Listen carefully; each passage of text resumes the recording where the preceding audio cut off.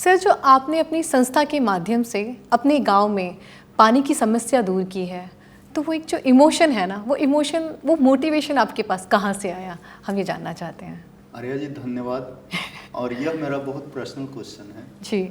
क्योंकि हम उस गांव में रहे, पले बढ़े, और वो मेरे माँ का गांव, मायका। हाँ। मायका। और नानी हमें बहुत पाल पोस करके वहाँ बड़ा की।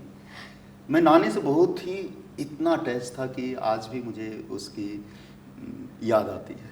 मुझे लाइफ में और कोई नहीं याद आता है, सिर्फ नानी याद आती है। ये मैं सच बताना चाहता हूँ आज। और शायद ये बात मेरे घर में किसी को नहीं मालूम होगा। और नानी जब अंतिम सांस ले रही थी तो उसका 2-3 मिनट पहले नानी ने बोली थी कि मुझे सांगो से मिलना है, मतलब मेरा नाम घर का सांगो है, उससे फोन लगाओ, मैं उससे बात करना चाहता हूँ। इतनी हमारी उसकी अटैचमेंट थी। हाँ। मैंने कुछ नहीं कर पाया नानी के लिए। एक बार ऐसा हुआ कि सडनली मेरे अंदर इतनी पावर काम करने लगा और मैं बेंगलोर से रात में ही टिकट लिया और मॉर्निंग 5 बजे की टिकट से मैं लेकर के प्लेन से घर पहुंच गया। पता नहीं कौन सी पावर काम करे। मैं सडनली एक लड़का से पूछा, उसका नाम संतोष कुमार है, मैं उसके लिए ग्रेटफुल हूँ जी। तो मैंने पूछा ऐसा कौन सा काम है जो हम करें इस गांव के लिए जी। तो उसने बोला कि इस गांव में अगर पानी की अगर आप व्यवस्था करें तो एक बहुत बड़ी ये होगा। एक तो छठ में पानी नहीं रहती है और 60-65 घरों में पानी की व्यवस्था है ही नहीं, जिसको लगभग 1 किलोमीटर 1.5 किलोमीटर चल करके जाना पड़ता था। हाँ। बोले और क्या कर सकते हैं।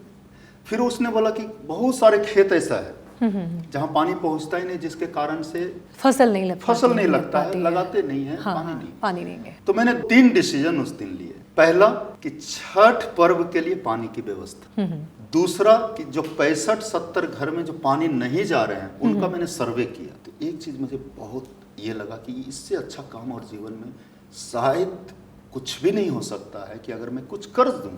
तो मैंने सबसे पहला व्यवस्था पानी की। दूसरी जो व्यवस्था मैंने कराई कि सब जगह सारे घरों तक वायरिंग करा करके पानी पहुंचाने की और वहाँ एक बड़ा लेवल पे बोरवेल करने की। उससे सारे गांव में पानी गया जहाँ की नहीं जाता था। आज सब लोग बहुत शुक्रगुजार हैं इस बात के लिए। मैं हालांकि गांव बहुत कम जाता हूँ, लगभग साल में 1-2 बार मैं जाता हूँ और मैंने आज तक पूछा नहीं, लेकिन उसके मेंटेनेंस के लिए भी फाउंडेशन वहाँ काम कर रही है। 4-5 लोग हमारे साथ ऐसे जुड़े हुए हैं कि वो सारे मेंटेनेंस वो कर रहे हैं। अगर कुछ खराबी होगा तब भी फाउंडेशन कर रही है। क्या बात है।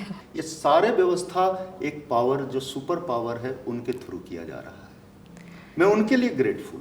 और तीसरा जो व्यवस्था हुआ है पानी का जी, जहाँ जहाँ खेतों में पानी नहीं जाती थी तो लगभग 10 से 15 बोरवेल अभी तक हम लोगों ने व्यवस्था किया है। एक 10 की और जरूरत है तो पूरे गांव में एक भी इंच ऐसा जगह नहीं रहेगा जहाँ की पानी के कारण कोई फसल नहीं उगेगा।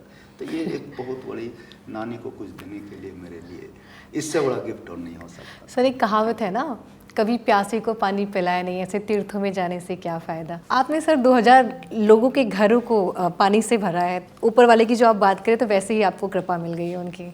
नानी का इमोशन मेरे अंदर वो काम कर रहा है और उसके लिए अगर और भी कुछ बड़ा कर सकता हूँ, अगर लाइफ में ईश्वर ने चांस दिया, अगर उनकी पावर हुई तो उस पावर से और भी बड़ा काम होने जा रहा है। आप मेरे साथ सुन रहे थे राकेश चंद्रा जी को। ऐसे ही और महान हस्तियों से मिलने के लिए और उनके विचार जानने के लिए हमारे शो में बने रहिए और देखिए भारत एक चमत्कार।